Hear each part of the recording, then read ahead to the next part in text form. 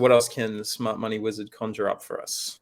Yeah, so from a trading perspective, it can actually give a lot of insight, especially if the wallet is trading on-chain decentralized exchanges.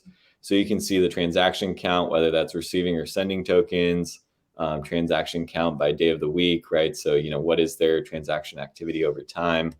And you can see their initial kind of incoming token distribution, right? So, when they're trading, what tokens are they trading? In this case, it's a Shiba Doge because the wallet itself is associated with Uniswap V2 Shiba Doge. So you can really see that. And then you can see the incoming versus outgoing transaction volume.